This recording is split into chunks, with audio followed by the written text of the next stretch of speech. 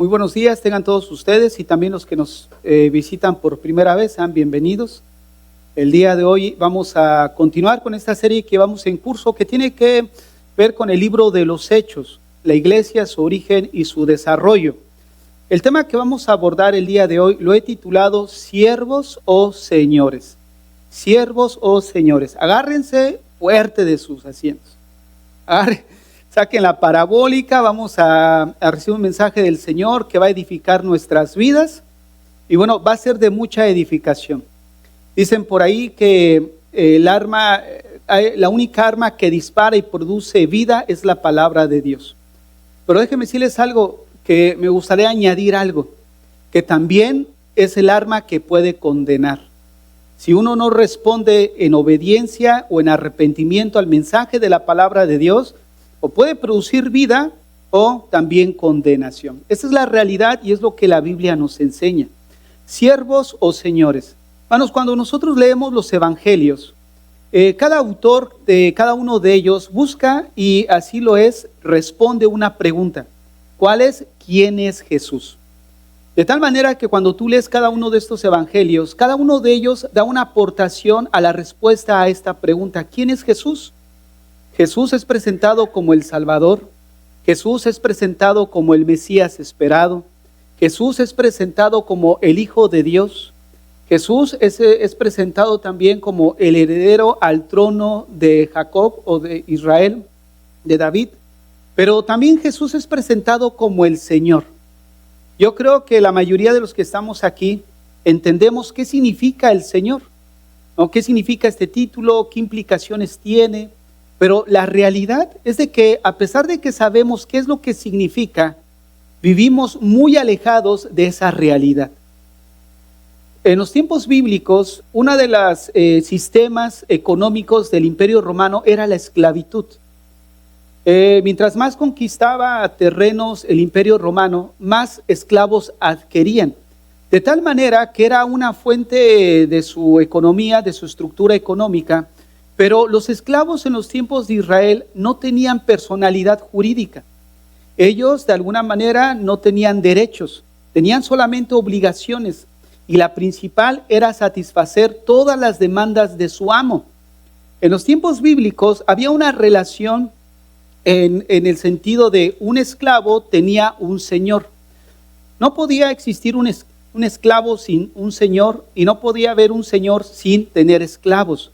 Entonces, cuando se hablaba de un esclavo, se daba por sentado que había un amo detrás de ese esclavo. Los esclavos simplemente eran considerados como parte de la propiedad y de muebles dentro de un hogar o dentro del amo. De hecho, el filósofo Aristóteles, que fue el tutor de Alejandro Magno desde los 13 años, él definió un esclavo simplemente como un artículo de pertenencia. Alguien que pertenecía a otra persona. Fíjense, eso era un esclavo, una persona que no tenía derechos, que no tenía voz ni voto. Y una de las situaciones que ocurría en estos tiempos es que un esclavo se veía beneficiado si tenía un amo, como dijéramos nosotros, buena onda. Un amo que de alguna manera pues tuviera misericordia con sus esclavos. Y bueno, pues de esa manera algunos esclavos pues podrían sobrellevarla de una manera o vivir bien. Pero cuando un esclavo tenía un amo que no era misericordioso, le iba verdaderamente mal. Tanto el que tenía amos buenos como amos malos, al final de cuentas seguían siendo esclavos. Tanta era la situación que un mismo esclavo ni siquiera tenía identidad. La identidad era proporcionada por su amo, porque le daba su nombre.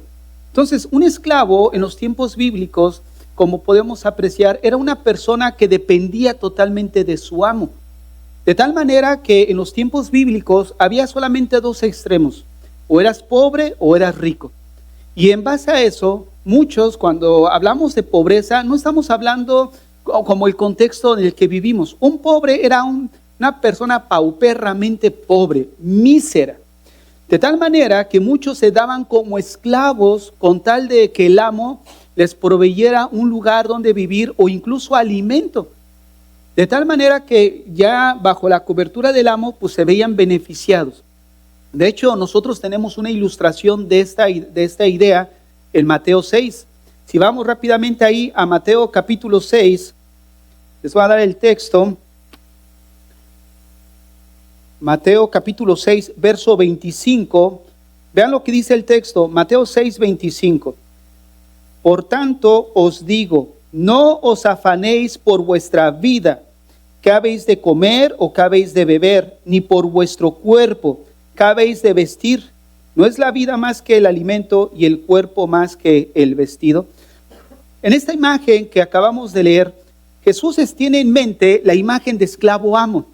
Él está asumiendo que ahora todos nosotros como creyentes, al momento de creer en Cristo para salvación, en ese momento entramos a una relación con Él de esclavo amo, donde de alguna manera como esclavos de Cristo, ahora nosotros tenemos todo el cuidado de Dios hacia nosotros.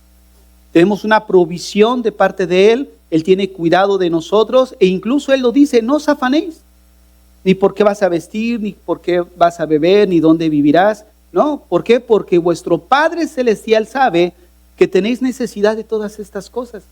Ahí tiene la mente de esta relación, esclavo, Señor o esclavo, amo. Ahora te preguntarás, pero entonces, ¿por qué el título Señor o Señor, siervo o señores? Porque en la Biblia, cuando nosotros leemos, la traducción que se utiliza al castellano es una traducción que no fue muy acertada. Porque cuando tú lees, por ejemplo, Romanos 1:1, dice Pablo, siervo de Jesucristo. Judas también se presenta así en su epístola, Judas, siervo de Jesucristo. Los apóstoles se presentaban como siervos, ¿no? En nuestro contexto de ahora vemos que se utiliza esta palabra para decir pase el siervo del Señor. Y ahí va el otro sacando pecho, ¿no? El siervo de Dios y todas las luminares hacia su persona. Pero en los tiempos bíblicos, en los tiempos bíblicos, la palabra que se usaba era la palabra doulos, que se traduce mejor como esclavo, no como siervo. Ahora, ¿por qué entonces no se tradujo como esclavo como tal?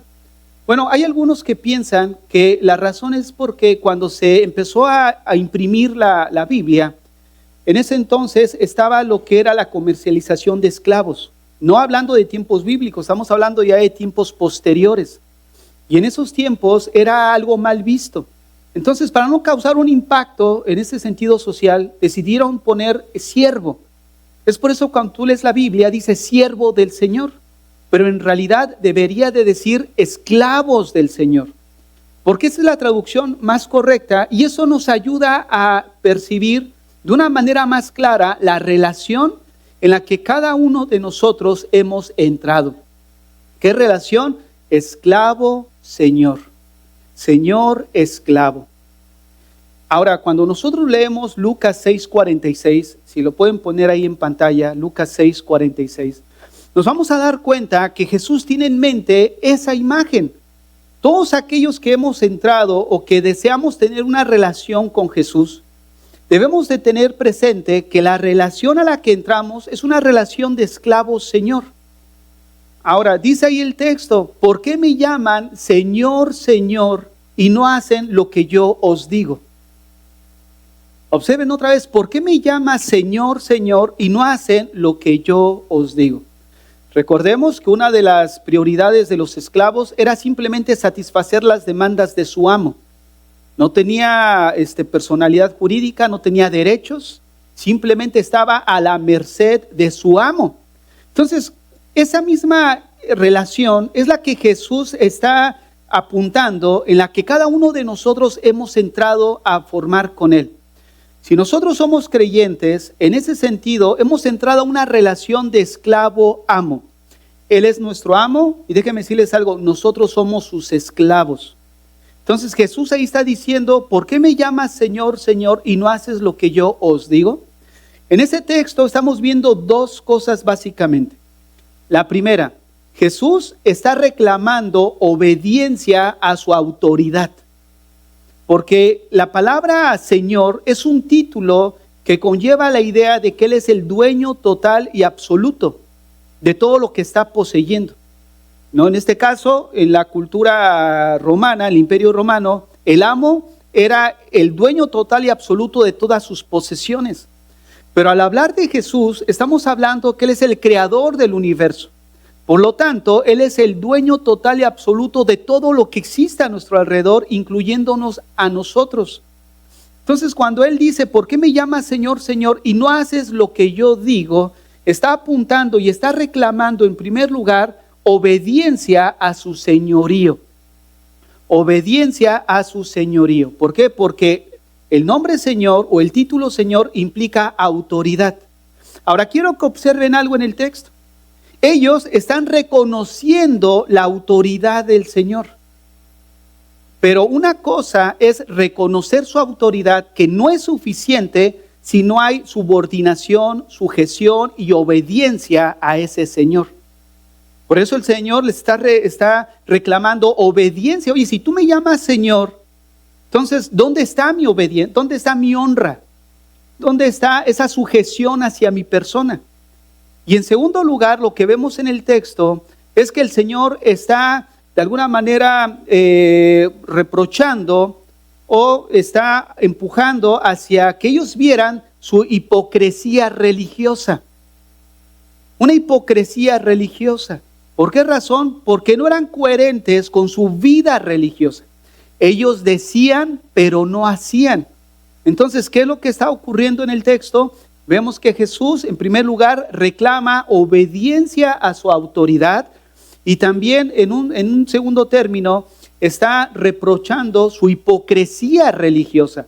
Si nosotros vamos ahí a Mateo capítulo 23, verso 3, bueno, vamos a leer desde el 1, Mateo 23, verso 1, mira lo que dice el texto. Entonces habló Jesús a la gente y a sus discípulos diciendo, en la cátedra de Moisés se sientan los escribas y los fariseos. Así que todo lo que os digan que guardéis, guardadlo. Y hacedlo, mas no hagáis conforme a sus obras, porque dicen y no hacen. Vamos a repetir el verso 3. Así que todo lo que os digan que guardéis, guardadlo y hacedlo, mas no hagáis conforme a sus obras, porque dicen y no hacen. Entonces, una de las cosas que estamos observando es la hipocresía religiosa. Jesús les dice, bueno, ellos enseñan bien, pero no hacen lo que enseñan. Entonces, muchas veces nosotros podemos tener un celo por lo santo, un celo por ser bíblicos, pero nosotros mismos no ser bíblicos. Es lo que está pasando en el texto. El Señor no le está reprochando su falsa enseñanza. Él dice, todo lo que los enseñen, háganlo, guárdenlo, háganlo, pero no hagan conforme a lo que ellos hacen, porque sus obras es una incoherencia con lo que ellos están diciendo. Bueno, pues mucho del cristianismo en la actualidad se parece mucho a esa actitud de los fariseos. Hay una palabra que se ha metido dentro de la iglesia y no es mala, pero nos lleva a reflexionar sobre nuestra propia vida. La frase es que sea bíblico. ¿No es cierto? ¿Lo han escuchado? Que sea bíblico. Y va desde la iglesia hasta todo lo que se hace dentro de la iglesia. ¿Qué busca el creyente? Una iglesia bíblica, una iglesia que tenga alabanza bíblica, una iglesia que tenga una oración bíblica, que tenga un discipulado bíblico, que tenga una doctrina bíblica. Pero todo parece ser que el creyente busca que todo sea bíblico menos él. ¿Por qué? Porque todo es bíblico menos la actitud del que se aprecia ser cristiano. Entonces nosotros debemos de tener cuidado de que no tengamos un celo como el de los fariseos. Buscar que las cosas sean bíblicas y nosotros mismos no ser bíblicos. ¿No es cierto? Porque muchas veces nosotros podemos ver a nuestro alrededor situaciones en las que deseamos y demandamos, pero nosotros no ponemos de nuestra parte para conformarnos en obediencia al mensaje del Señor. Hermanos, declarar que Jesucristo es Señor no solamente es una declaración verbal, ¿no? Como decir Cristo es el Señor y es suficiente, no. implica una obediencia. ¿Una obediencia a qué? Una obediencia a su enseñanza. Eso implica el hecho de declarar, no solamente declarar verbalmente, sino vivir de acuerdo a lo que nosotros estamos confesando.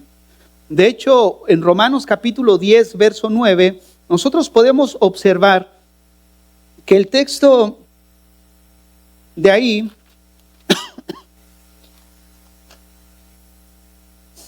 Romanos 10, 9, mira lo que dice el texto.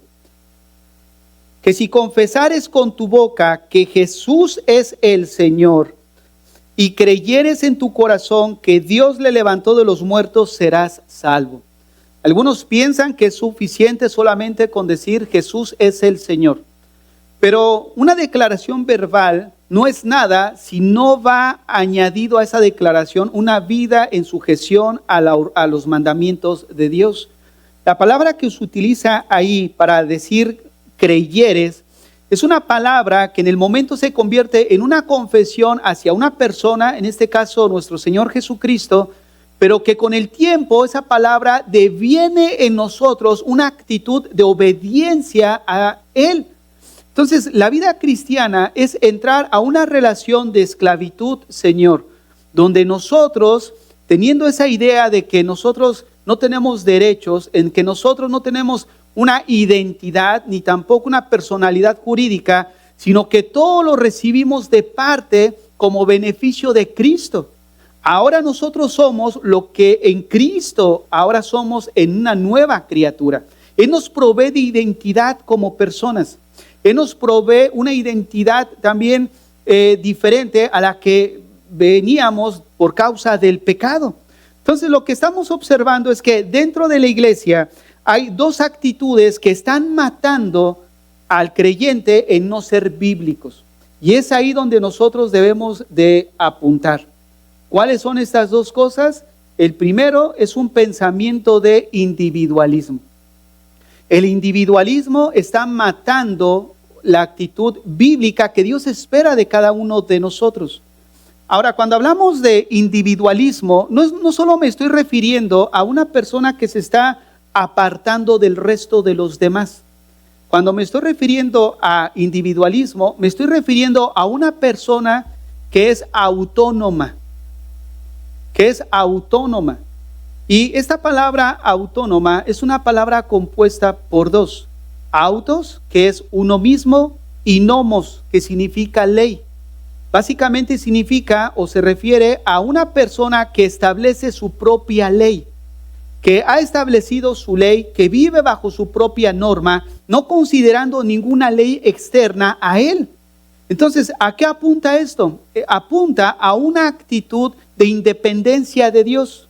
No dependo de Dios. Yo soy ley para mí mismo. La autoridad máxima se convierte en la persona donde establece qué está bien y qué está mal. Una persona que de alguna manera, al ser autónomo, no rinde cuentas a nadie. No está bajo la autoridad de nadie, sobre todo la del Señor ni la de una iglesia. Una persona autónoma es la que considera qué está bien y qué está mal, pero bajo el punto de vista personal. Yo determino qué está bien, qué está mal, y yo determino qué tipo de relación quiero llevar con el Señor. Y es ahí donde nosotros debemos de considerar nuestro cristianismo.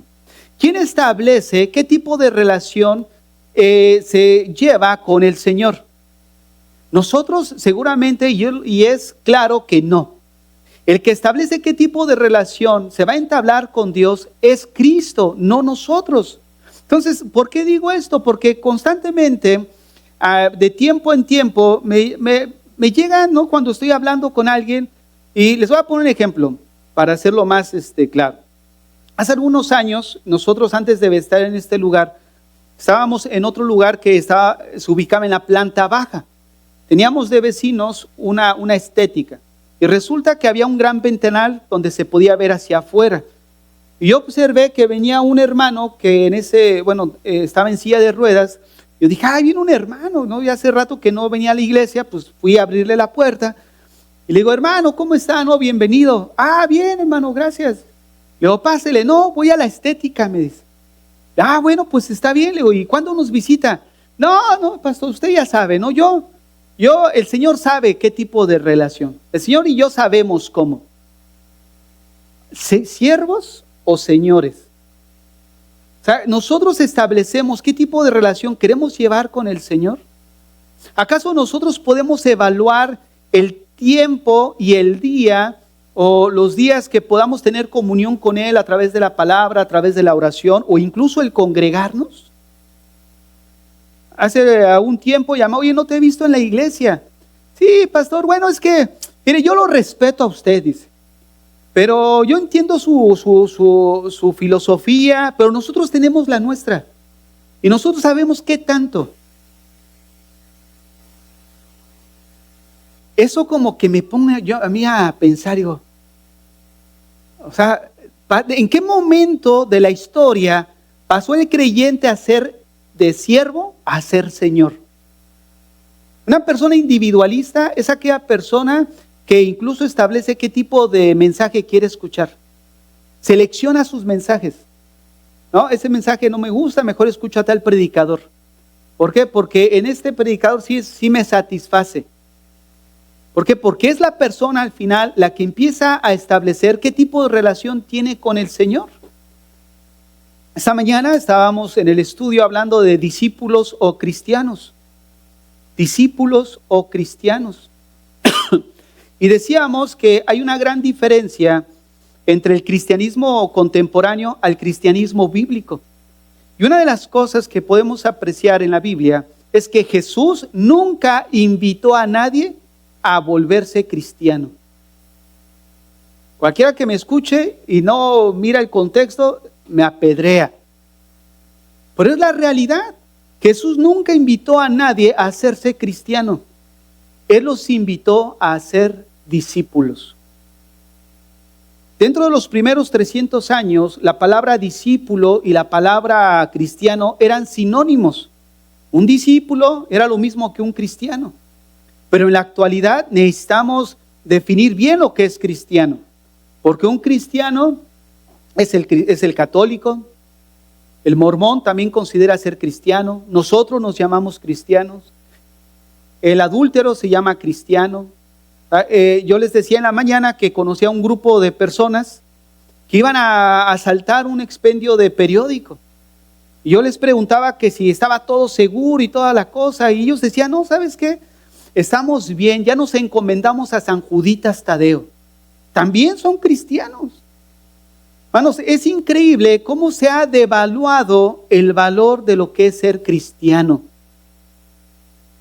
Pero si nosotros volvemos a las Escrituras, los creyentes y seguidores de Cristo se autodenominaban entre ellos discípulos, o la palabra los santos.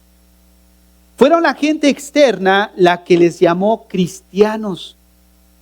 ¿Por qué? Porque había un compromiso hacia la persona de Cristo. La palabra cristiano significa pequeños ungidos. Y en un principio fue un término de burla, ¿no? de la fe de ellos al inicio. Pero algo que llamaba la atención de esos primeros cristianos, como lo hemos estudiado en el libro de los Hechos, es que su manera de conducirse era muy similar a la de Cristo. Compartían sus bienes, se daban a ellos mismos.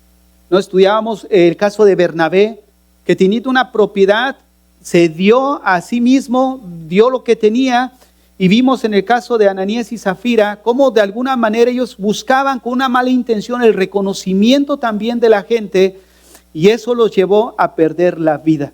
Pero veíamos cómo el contexto de la iglesia primitiva era de una sola mente, de un mismo sentir, de un mismo amor, un mismo clamor entre el grupo de creyentes que estaba creciendo y se estaba formando en Cristo.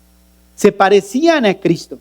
Hemos dicho en otra ocasión que amaban como amaba a Cristo, hablaban como Cristo, pensaban como Cristo, se entregaban como Cristo, pero la iglesia en la actualidad no vive como Cristo, no piensa como Cristo, no actúa como Cristo, no se da como Cristo.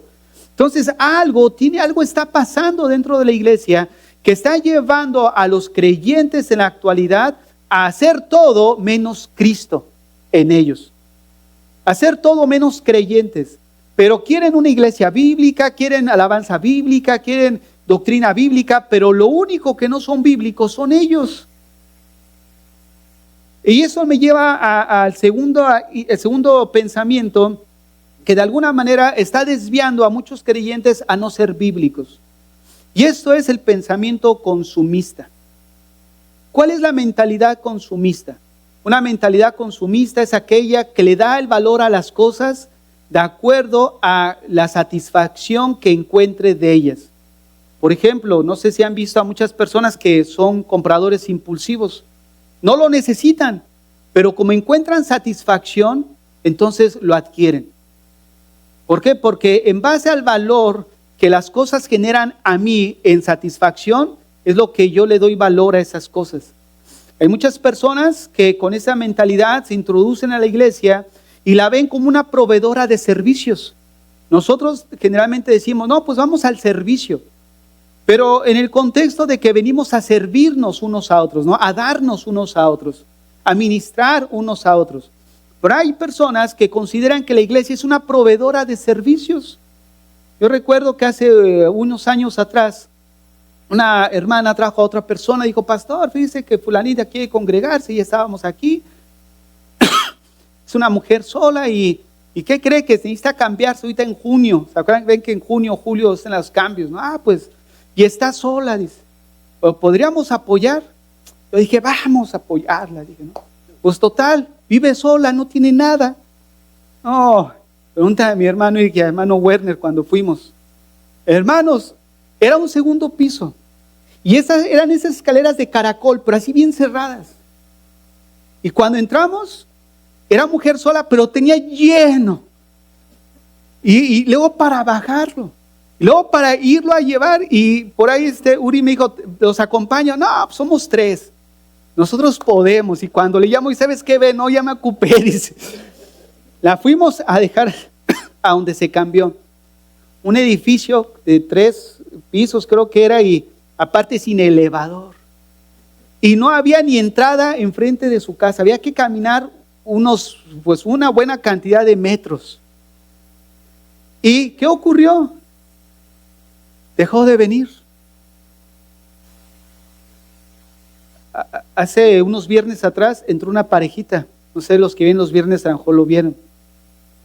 Lo primero que entró fue llegar, ella, pastor, vengo de una iglesia, no quiero decir el nombre porque es una iglesia conocida y no se van a sentir.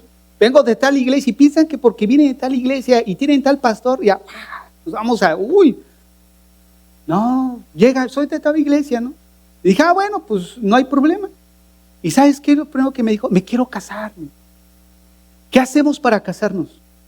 Yo le dije, mira, porque nunca la habíamos visto, la primera vez que llega, ¿no? Mira, ¿te quieres casar? Primero, te tenemos que dar un seguimiento. Tienes que venir a la iglesia, participar en la iglesia, después ser miembro de la iglesia. Los tengo que entrevistar personalmente para ver si conocen el evangelio, porque casamos cristianos. O sea, no me lo tomes a mal, digo, pero yo no puedo dar por sentado que tú eres cristiana o tú eres cristiano. Entonces yo necesito evaluar si realmente son cristianos, les voy a hacer unas preguntas del evangelio y en la respuesta pues yo me voy a dar cuenta. Nada más la cara del muchacho, así, tenían como tapabocas, así como que no se quedaron ni siquiera al servicio. En plena alabanza se fueron. Proveedora de servicios. Ven la iglesia como una proveedora de servicios. Quiero hacer tal cosa, quiero hacer lo otro. ¿Saben qué? Antes de hacer, nosotros ya tomamos la opción de que primero a ver si aguantan y ver si realmente son creyentes. Entramos en el orden bíblico, porque no podemos ser llaneros solitarios en la vida. Hablando de que Dios nos proveyó un lugar en una iglesia local, donde debemos de pertenecer, debemos de crecer, debemos de participar, debemos de comprometernos a esa iglesia, porque es donde Dios ahora nos ha colocado. La mayoría venimos de otras iglesias y de alguna forma, al pertenecer a la iglesia, pues es un compromiso con la iglesia local. Entendemos que es diferente, entendemos que hay cosas que se hacen diferente. ¿Por qué? Porque hay personas diferentes, hay dones diferentes, hay talentos diferentes.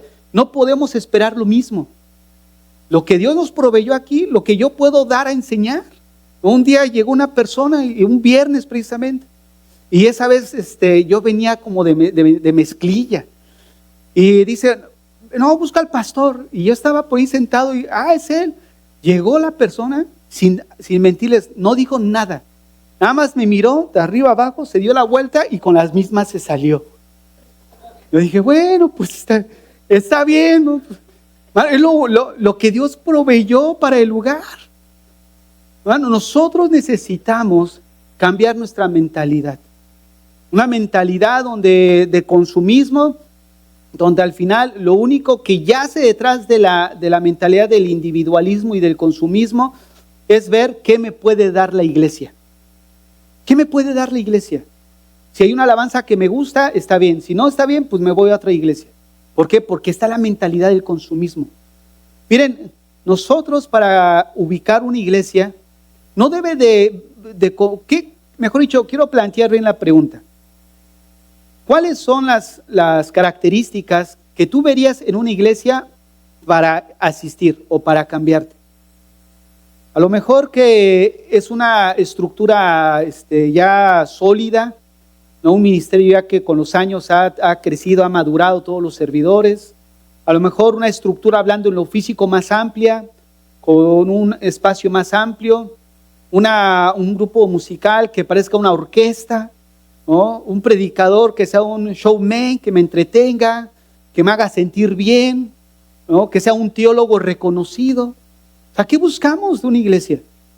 O sea, vean cómo nuestras características por definir una iglesia son muy superficiales, porque está en base a lo que yo siento, a lo que yo quiero. Una mentalidad consumista, una mentalidad individualista, ¿no? Donde si no me satisface, entonces no. Yo recuerdo también hace años que en la otra iglesia donde les decía el lugar, teníamos un subsol. Y el subsol, pues, sí le hicimos muchas transformaciones y aún así, pues ahí más o menos medio lo levantamos, pues, de una manera, pues se puede decir, lo más que pudimos, ¿no? Así, presentable. Y un hermano me dice, fíjese pastor, que venimos a la iglesia, acaban de llegar, y yo les pregunté a mis hijas, ¿qué les pareció la iglesia? Y una de ellas dijo, mira papá, tenían en ese entonces 12 años, pero una niña bien entregada. Tú la veías en la alabanza y ella levantaba sus manos y sus lágrimas lloraban, bien comprometida con Dios se veía. Dice, mira papá, dice, la verdad es una iglesia chica, huele feo, está fea, pero me gusta, porque nos enseñan la Biblia. Y esa niña, yo recuerdo que un viernes cuando estábamos dando una clase del nuevo nacimiento, el domingo su papá decía, pastor, dice, yo casi el sábado corro a buscarlo y eso, porque mi hija cuando salió de aquí, como ellos vivían a una cuadra de la iglesia, dice, se fue todo el camino llorando y gritando, dice. Le digo, ¿y qué le pasó? Pues decía que había nacido de nuevo, que estaba llorando, que estaba contenta porque había nacido de nuevo, dice. No se imagina, hasta las altas horas de la madrugada terminó de llorar. Una niña de 12 años, ¿te imaginas? ¿Y de dónde venían? De una iglesia, una estructura grande, con un showman enfrente, que eso es lo que realmente es, con una estructura e incluso haciendas aquí. Ahora acaban de comprar una iglesia católica donde se van a cambiar. O sea, pero yo me pongo a preguntar, ¿qué buscamos? ¿Buscamos realmente ser edificados por el Señor? ¿Buscamos realmente que Dios transforme nuestro corazón, aun cuando la palabra sea dura en un momento dado, pero que nos esté conformando al carácter de Cristo? ¿O buscamos una palabra que al final, pues, me haga sentir bien, pero siga siendo la misma persona? Es lo que Jesús en Lucas 6:46 y Mateo 23:3 está confrontando a los líderes religiosos. Ustedes por fuera se ven bien, pero por dentro, ¿cuál era la situación? Era un problema serio la vida de ellos. El problema era una vida religiosa, pero no una vida que tenía la vida de Dios en ellos. Esta mañana yo compartía de que hay veces que ya llega el punto donde hay que seleccionar hasta los temas o qué palabras decir, porque llega el momento donde uno se puede ofender, ¿no? Si hablo de la psicología, se ofende. Si hablo de un pecado en particular, se sienten mal. Yo me pensé, ¿de qué podemos hablar? de motivación personal, de que eres un campeón, de que todo lo puedes en Cristo que te fortalece para tener todo lo que tú quieres. Hermanos, nosotros de alguna manera estamos comprometidos con el evangelio bíblico. Y eso implica decirte a ti en esta mañana la realidad de las cosas. Eres un esclavo. Eres un esclavo. A lo mejor suena así medio chocante, ¿no? Porque para nuestra cultura el ser esclavo, pues ¿cómo? ¿Cómo puedo ser un esclavo? Si eres cristiano y eres un discípulo verdadero, hemos entrado a una relación entre esclavo-señor. Y en esa relación el único Señor es Cristo, nosotros no. Nosotros simplemente debemos de someternos en obediencia a la palabra de Dios. Y vuelvo a reiterar, Mateo 23:1, que dice, en la cátedra de Moisés, ahí se sientan los escribas y fariseos. Fíjense lo que Jesús le está diciendo, ahí se sientan los escribas y fariseos. Por tanto, todo lo que os digan, que guarden, guárdanlo y háganlo. No está reprochando la enseñanza. Ellos tenían una enseñanza bíblica, pero una vida no bíblica. Pero no hagan lo que ellos hacen, porque ellos dicen, pero sus obras no se alinean ¿a qué? A lo que ellos enseñan. Yo les comentaba en la mañana que en los tiempos bíblicos el discipulado no es como en la actualidad. En la actualidad ser discípulo o una persona que se discipula, pues ponen un lugar específico, una hora específica y bueno, todos nos reunimos. Pero en los tiempos bíblicos el discípulo se iba a vivir de tiempo completo con su maestro. Es de ahí que los discípulos dejaron todo y empezaron a seguir a Jesús. Porque ellos no solamente aprendían de sus enseñanzas, aprendían de lo que veían de Él. Aprendían de lo que Jesús les enseñaba, pero también vivían actuar en la persona de Cristo. ¿Y ahora qué? ¿En qué se ha convertido un cristianismo? El cristianismo ahora decimos, bueno, sí sigo a Cristo, pero siguen a Cristo bajo el contexto de las redes sociales. Tú sigues a un personaje, un deportista, puedes seguir a un pastor, puedes seguir a cierta persona que es popular dentro de la sociedad, pero ¿se han dado cuenta que ahora seguir implica no necesariamente conocer?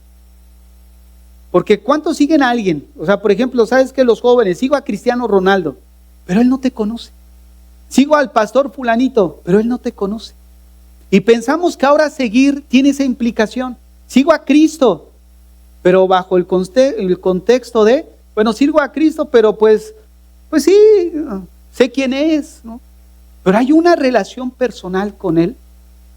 El seguir a Cristo implica más que eso.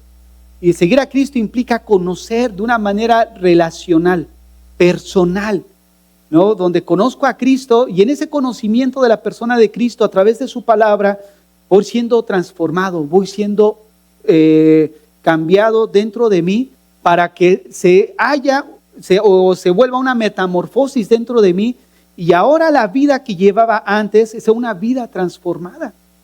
Es precisamente lo que Jesús les reprochó en Mateo capítulo 22. Yo creo que Mateo 12, vayamos ahí a Mateo 12.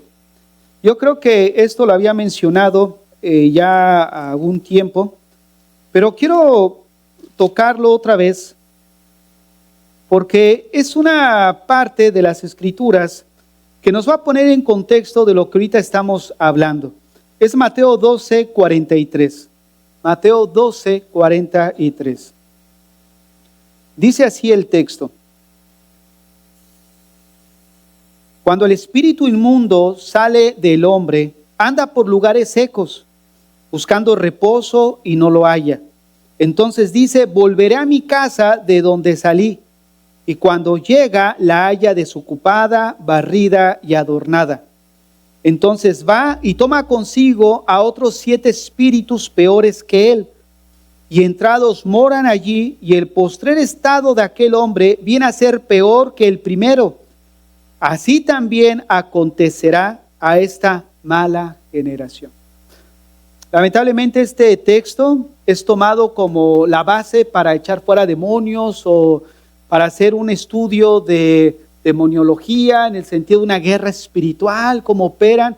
Pero este texto, si nosotros lo sacamos de su contexto, le podemos dar un significado ajeno a lo que es. Para entender su contexto, necesitamos verlo dentro del flujo de pensamiento del Evangelio de Mateo, para poder entender qué significa el texto. Miren, vamos a hacer un recorrido, yo sé que a lo mejor en otra ocasión lo hicimos, pero es necesario hacerlo para apuntar este texto, porque de alguna manera vamos a mirar cómo el Señor está reprochando justo lo que dijo en Lucas 6:46 y en Mateo 23:3. Cuando Mateo escribe su evangelio, una de las cosas que él hace y tiene en mente es su audiencia, la audiencia judía. Y el propósito de escribir su evangelio era presentar a Jesús como el Mesías. Al inicio de la enseñanza yo les decía que cada uno de los evangelistas busca responder quién es Jesús. Y Mateo presenta a Jesús como el Mesías esperado, ¿no? El rey esperado por Israel. Es por eso que él hace un prólogo dentro de su evangelio. Pudiéramos decir que dentro de su prólogo, o dentro de su introducción, mejor dicho, elabora algunas evidencias para presentar a Jesús como el Mesías, que son los primeros 4 capítulos. Entonces, en esos primeros 4 capítulos, Mateo presenta algunas evidencias para afirmar que Jesús es el Mesías. Y posteriormente empieza a describir el primer sermón, porque el Evangelio de Mateo se caracteriza por grandes sermones. Mateo 5, 6 y 7, el sermón del monte. Mateo capítulo 10, el llamado a los discípulos y los instruye dentro del ministerio. Mateo capítulo 13, el pasaje de las parábolas, ¿no? Y así sucesivamente menciona algunos mensajes que son grandes mensajes y busca comunicar los mandamientos de Dios. De tal manera que empieza a describir Mateo en el Sermón del Monte los principios bíblicos. Y de ahí pasa a una narrativa que es Mateo 8 y 9, donde presenta algunas evidencias de que Jesús es el Mesías teniendo autoridad sobre la muerte, sobre el pecado, sobre las cosas naturales, sobre la enfermedad y sobre los demonios. Entonces vean cómo Mateo está presentando a Jesús. Tiene 10 capítulos donde Mateo presenta quién es Jesús, ya que en Mateo 10 presenta a los mensajeros de este rey. Entonces, en 10 capítulos Mateo está presentando quién es Jesús. Pero resulta que en Mateo 11 y 12 el flujo del pensamiento cambia, porque Mateo ahora ya no registra quién es Jesús, sino empieza a registrar la oposición que encuentra Jesús con los líderes religiosos. Y ante esa oposición, Jesús se pregunta en Mateo capítulo 11, verso 16, ¿mas a qué compararé a esta generación? Él comienza a decir, bueno, estos líderes religiosos ahora están en oposición mía. Hay una confrontación directa. Y Jesús dice, ¿a qué compararé a esta generación? Una generación que por fuera se ve muy bonita, porque han estructurado todo su sistema religioso. Hacen grandes oraciones, hacen grandes ayunos, dan de todo lo que tienen. O sea, al parecer manifiestan una vida religiosa pues digna de ser loable. Pero Jesús los conocía en su interior, ¿no? Jesús sabía que solamente eran cosas externas, que no era una realidad interna. Por eso en Lucas 6:46 dice, ¿por qué me llaman Señor, Señor, y no hacen lo que yo os digo? Entonces Jesús empieza a decir, ¿con qué compararé a esta generación? Y si nosotros vemos ahí en Mateo 12, verso 45, al final dice, así también acontecerá a esta mala generación. ¿Qué quiere decir? Que Jesús está comparando esa generación con los versículos 43 y 44 y presenta la escena de una persona que es liberada de un demonio. Una persona que es liberada de un demonio nos enseña que una persona nunca queda vacía. O el corazón está lleno de Dios o está lleno del diablo, de cosas del mundo. Una persona que es liberada por Dios Jesús a muchos de ellos les dijo, ve y no peques más. O sea, una persona que Dios ha venido y ha liberado, en ese sentido, tiene que ser llena de Dios. No hay espacios vacíos en la vida de uno. Decía Calvino que el corazón es una máquina de ídolos, porque siempre hay un ídolo dentro de él. O adoras a Dios, o te adoras a ti mismo, o adoras cualquier cosa, pero siempre está adorando. Entonces lo que vemos aquí es que el Señor dice, bueno, ellos han limpiado la casa con su vida religiosa, pero nunca han reformado su corazón. Jesús comparó a esa generación con la analogía de una persona que es endemoniada, que es echado fuera su demonio, pero queda vacío. No lo llena de Dios. Y eso es precisamente la religión. Jesús le dijo, ¿por qué me llamas Señor, Señor, y no haces lo que yo te digo? ¿Qué estaba reclamando? Dos cosas: obediencia a su señorío, y en segundo lugar, reprochando su hipocresía religiosa.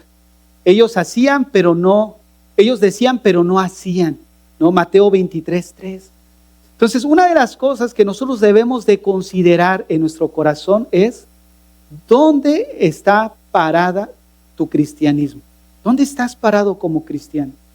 Si tu cristianismo no te lleva a conformarte al carácter de Cristo, lo único que tienes es una religión. Porque el cristianismo es el poder de Dios en nuestras vidas a través del Evangelio, que nos lleva cada día a conformarnos a quién es Cristo, a ser como Él, a emularlo. Pero pensamientos como, yo sé qué día voy a ir a la iglesia, yo sé qué día voy a leer mi Biblia, yo sé en qué momento voy a orar, yo sé en qué momento voy a buscar a Dios, porque Él y yo sabemos. Él sabe cómo está mi comunión con Él. No, déjame decirte algo, probablemente no seas cristiano.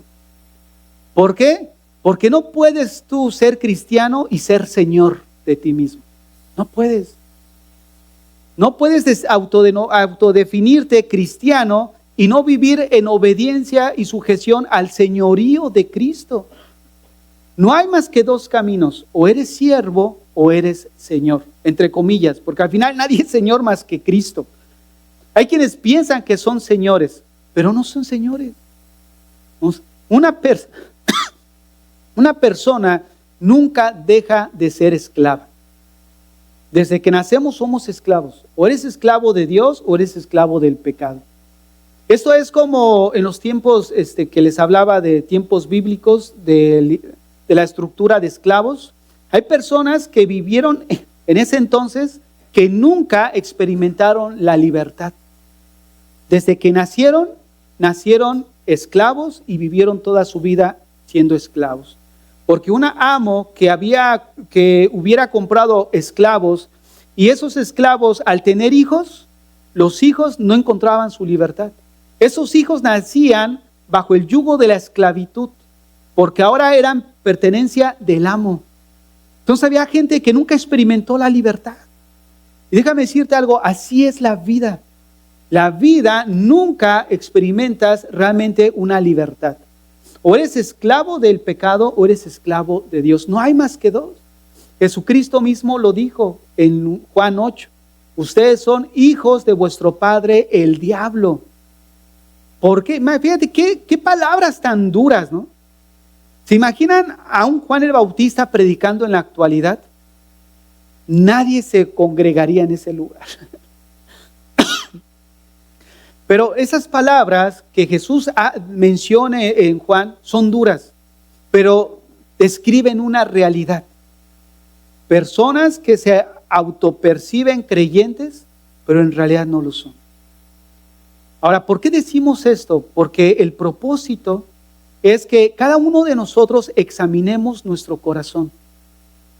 Si tú eres cristiano, muéstrame de una manera figurada.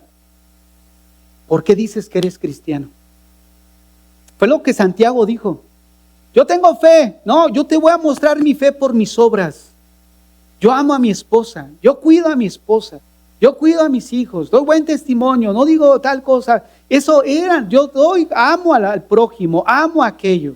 Eso es, yo soy cristiano. Bueno, muéstranos con tus obras que eres creyente.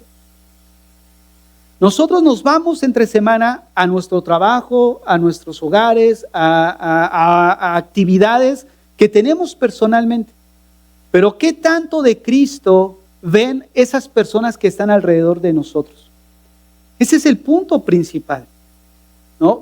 Que vean a Cristo en nosotros, porque hablar que somos cristianos, eso es una declaración verbal, pero no es nada si no va acompañada a una sujeción en obediencia a sus mandamientos.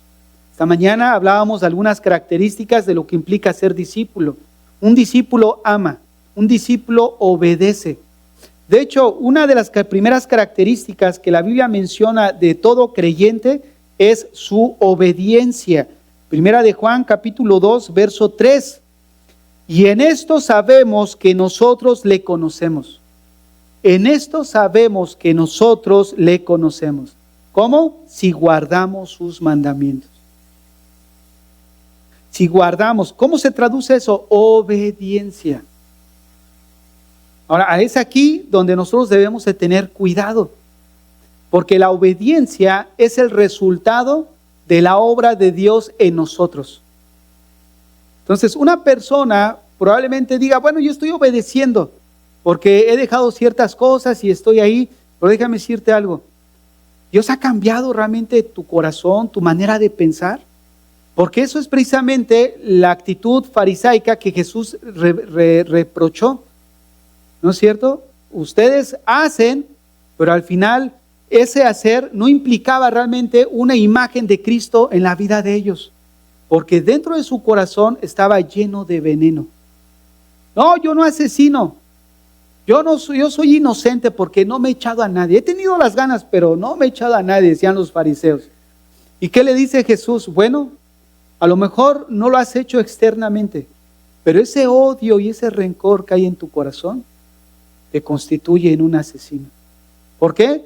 Porque es de ese odio y ese rencor donde se detona la acción de matar. ¿No es cierto? Entonces es ahí, por eso el Señor dijo, ¿sabes qué? Los mandamientos no solo regulan las acciones, sino también las intenciones de nuestro corazón. ¿Qué es lo que hay en nuestro corazón? Y es ese el punto principal de esta enseñanza. Hermanos, constantemente nosotros vemos en el libro de los Hechos una iglesia unida, una iglesia que busca conformarse, una iglesia que encuentra oposición por los líderes religiosos de ese entonces, pero una iglesia que crecía, que se conformaba a la imagen de Cristo. Y eso es lo que debemos de hacer en la actualidad. Nuestra vida cristiana debe definirse por qué tanto nos parecemos a Cristo. Todos en un momento dado podemos encontrar esa lucha, una lucha en la que es normal como cristianos, porque hemos nacido de nuevo, una obra nueva que Dios ha hecho en nuestro interior, pero el apóstol Pablo ahí en Romanos 7 encierra lo que son las concupiscencias en el cuerpo no glorificado todavía. Entonces, por eso como creyentes encontramos una lucha, pero cuando tú sientas esa lucha, déjame decirte algo, es una señal de que has nacido de nuevo. Porque todos los creyentes a través de la historia han experimentado esa lucha en nuestro interior. Esa lucha que tú quieres honrar a Dios y glorificar a Dios y encuentras otra ley entre tus miembros que te lleva ¿a qué? A buscar desobedecer a Dios. Pues esa tensión de lucha que vivimos es precisamente lo que certifica que eres creyente. Hay muchos que dicen, pastor, yo no soy cristiano por tal cosa y tal cosa, pero cuando hablan se mira una mortificación por lo que han hecho. Y es precisamente esa mortificación lo que los lleva a un arrepentimiento de esas situaciones. Porque el remordimiento es el primer paso del arrepentimiento. El remordimiento es aquella sensación de culpa que experimentamos donde emocionalmente nos sentimos mal porque hemos hecho algo y que ese es el primer paso que nos lleva a cambiar nuestra manera de pensar y de dirección en nuestras acciones y que se convierte en un arrepentimiento genuino en nuestras vidas. Hermanos, si en esta mañana el Señor te preguntara, ¿Dónde estás cimentando tu cristianismo? ¿Qué le responderíamos?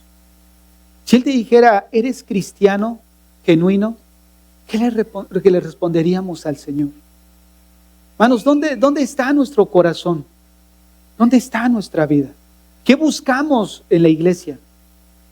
¿Buscamos que nos hablen bonito? ¿O buscamos ser conformados a su imagen, aun cuando la palabra nos llega a incomodar? Aun cuando la palabra pues, nos lleve a un momento dado a querer ya no asistir. ¿Qué es lo que buscas de Cristo? ¿Qué es lo que buscas de Dios? Probablemente muchos hayan estado viniendo no solo a esta iglesia, a lo mejor a otra iglesia, a escuchar el evangelio, escuchar constantemente la palabra de Dios, pero nunca has tomado una decisión firme en tu corazón. Mira, hay personas que de alguna forma luchan, ¿no? Como todos luchamos antes de Cristo, con pecados, con situaciones que no honran y glorifican a Dios, que están destruyendo nuestra vida y nuestra familia, pero Dios tiene el poder para romper las cadenas de nuestro corazón. Y hoy el Señor te está hablando a tu corazón. No tienes por qué luchar solo. No tienes por qué pasar esa situación solo en tu vida. Jesús quiere que cada uno de nosotros entremos a esa relación con Él, de esclavo, amo. Y si tú dejas que Él sea tu amo, Él va a hacer contigo cosas maravillosas. Él va a romper las cadenas de tu corazón. Él va a transformar tu vida, tus pensamientos. Él conoce lo que hay en tu vida, con lo que estamos luchando, pero si tú dejas que Él sea tu amo, Él va a obrar en tu corazón cosas grandes. Pero ¿por qué no dejamos que obre? Porque nosotros queremos ser los amos. Nosotros queremos decidir qué es lo que vamos a escuchar o qué es lo que vamos a hacer. Nosotros no somos amos. Nosotros no somos señores. Nosotros somos esclavos. Y aun cuando no seas esclavo de Cristo, sigues siendo un esclavo. ¿No es cierto? Porque la esclavitud, mientras más esclavos somos de Cristo, más libres somos. Mientras más esclavos somos de Dios, más libres somos de toda la esclavitud que realmente el mundo nos está ofreciendo. El día de hoy muchos de nosotros tenemos que tomar una decisión firme en nuestro corazón. O eres un siervo o eres el Señor de tu vida. O tienes que cambiar totalmente tu manera de pensar. Sí, queremos que todo sea bíblico, pero el Señor quiere que nuestra conducta también sea bíblica, que se ajuste a lo que Dios nos ha dictado en su palabra. Cierra tus ojos ahí donde estás en esta mañana.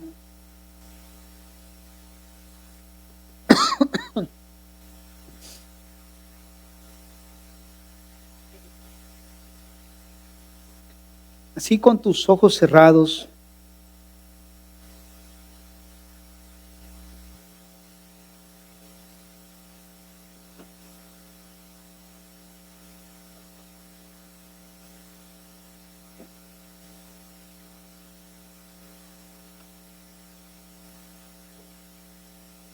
El Señor ha hablado a nuestro corazón. El Señor ha hablado a nuestra vida. Y en esta mañana hemos visto que solo hay un camino a la verdadera libertad. Y ese camino es ser esclavos de Cristo.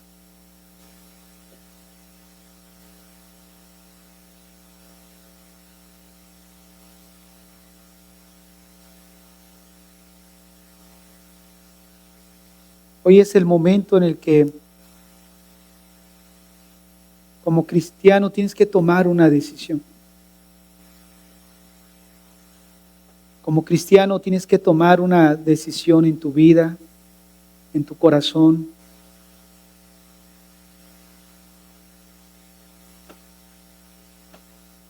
No te vayas de este lugar sin que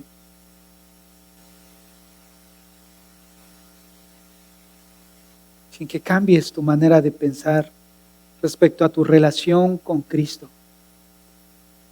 Nosotros no decidimos qué tipo de relación vamos a establecer con el Señor. Tú no decides si quieres orar, si quieres leer,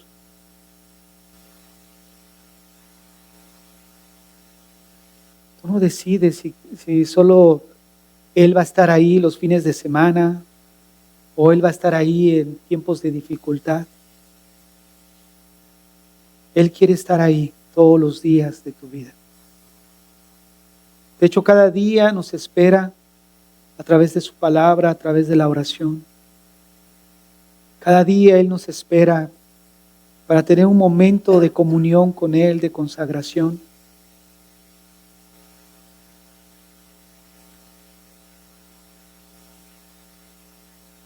Y en este día,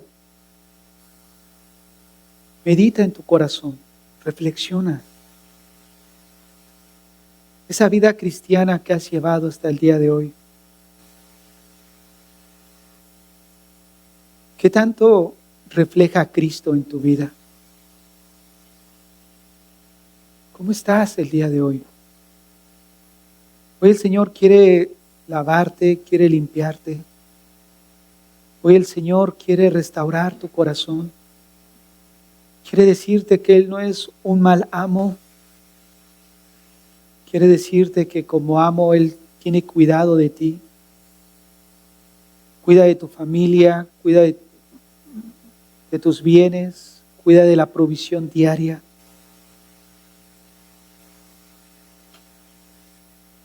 Jesús como amo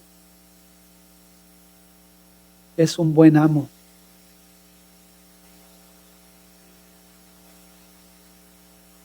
Y Él espera de nosotros obediencia a su autoridad.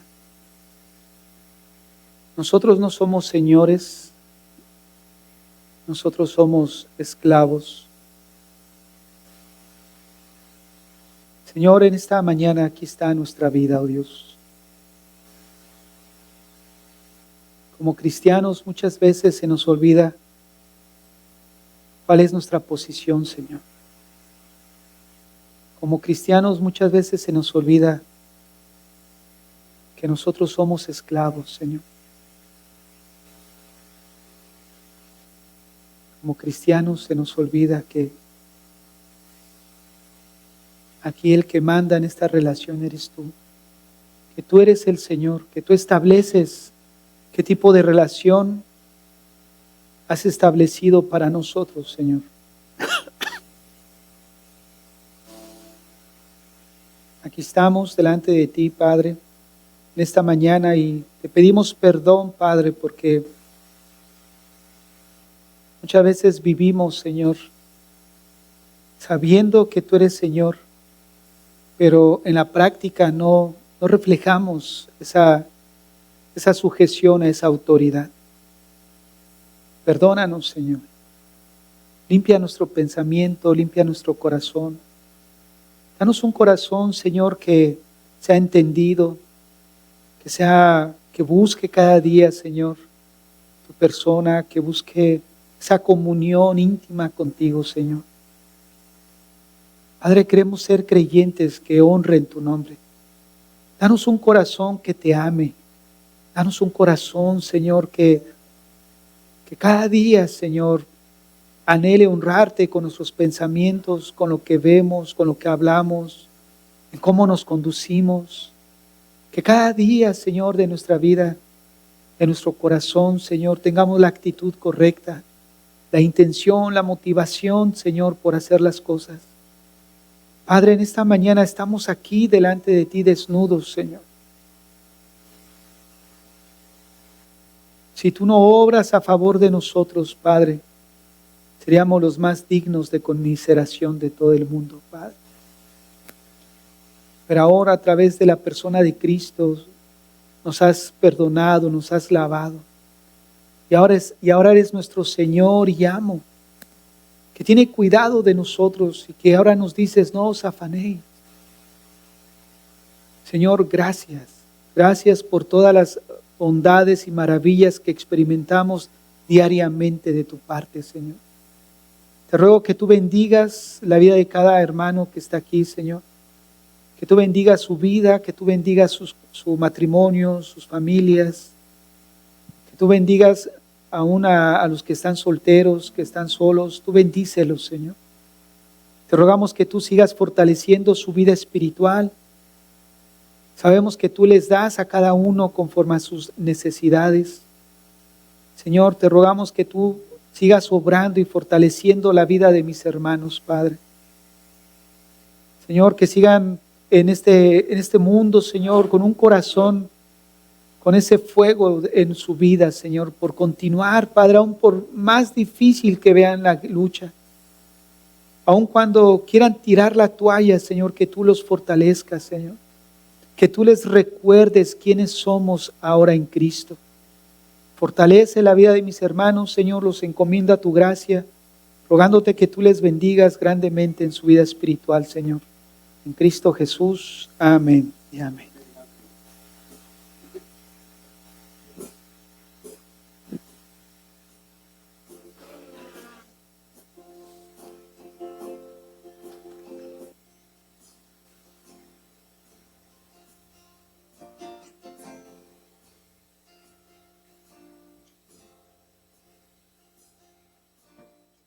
Por fe veremos a nuestro Dios en el plan que creó en la eternidad, en la vida.